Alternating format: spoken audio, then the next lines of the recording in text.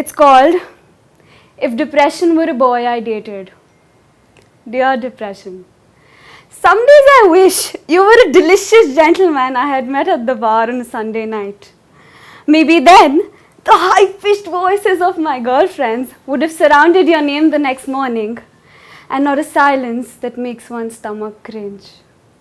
Maybe then the Punjabi Tinder I call Mama would have shown much more interest when my trembling hands tried to echo the way you took me in your embrace for the first time, or that night of 7th March 2016 when I could not bring myself to leave the outline of my bed.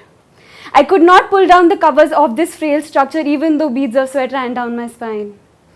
I could not reach for a plate of food lying at an arm's distance, food my stomach strongly desired, but my mind had no appetite for.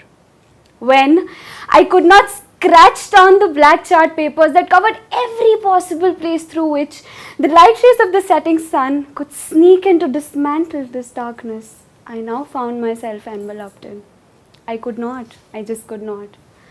So I stayed in bed in your spine-chilling embrace all night.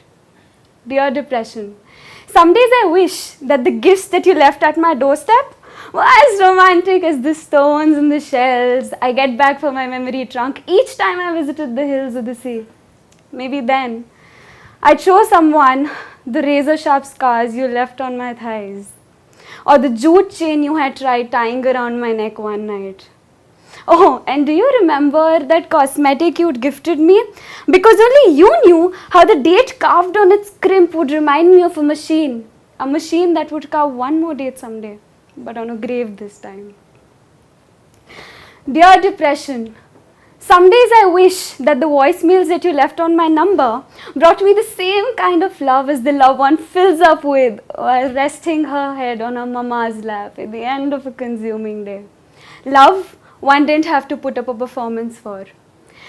Maybe then, instead of breaking down at the beginning of each session, I could have looked right into the eyes of my therapist and told her how your numbing words had crept into each part of my being. A being who had to push her lips up as she stood in front of the mirror, trying to catch the reflection of a lost smile. A being who felt ashamed each time she looked at her feet, for this feet-occupied space, a space where something more useful than herself could have grown. A being who wanted to apologize to everyone for the very fact that she was breathing. Maybe then, my therapist wouldn't have had to constantly ask me to begin or rephrase my sentences using an I. If you're still reading this letter and haven't already thrown it into the shredder machine, well, let me tell you of the days I wished that the dates with you that followed tasted like the pleasant smell that escapes the scorching ground as the fresh raindrops fall on it. Maybe then, all those times when you sat back and watched me stutter when someone asked me what was wrong with me, only to quieten down my murmurs with, "Get your act together, woman," 2 minutes later. Or cry till my eyes had no more water left to spare. Wouldn't have been times that left a taste so bitter on my tongue. Some days I wish I could confidently point my finger at a cross on the calendar to show someone the exact date on which the love between us began to sour. Maybe then I could have told you that the reason behind me not responding to your texts or calls for weeks to come was that as you serenaded me in that dungeon each night, I gradually realized how it was actually not me, but the 5-year-old Nandita who was dancing to your tunes all this time. Tunes of cries and fits of anger she learned very early on in life would make up for all the times her smiles, her giggles, her laughter went unheard, unnoticed.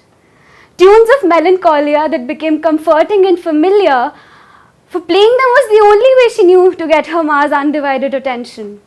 Tunes that the scratched record refused to play one night as you brought your cracked cold lips close to mine, because the 5-year-old me had finally decided to lift the pin off the record. It's been a month since I walked out the door. You've tried to reach for me again and again inside those crumpled letters of hate I wrote to myself that follow from my diary every now and then. Or during conversations when the spotlight suddenly turns on me in a group of 10. Or at the end of those afternoon naps that stretch into the evenings that haunt you with the cries of a lost day. But That night I did not just walk out the door. I did not just abandon the moss-covered walls of the dungeon in search of the fireflies outside. That night I abandoned your darkness in search of the light within. Dear depression, as you read my final words to you, a flickering jar of fireflies is waiting right at your doorstep.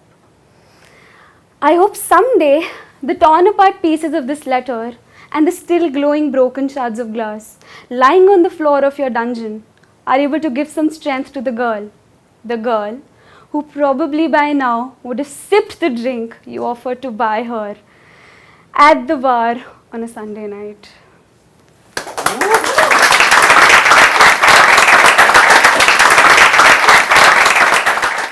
To like, subscribe and follow us, just press some of these buttons. I don't know why people keep pointing. You are educated and you can read. So just read it and do the needful. Please, we're a startup, we need your love.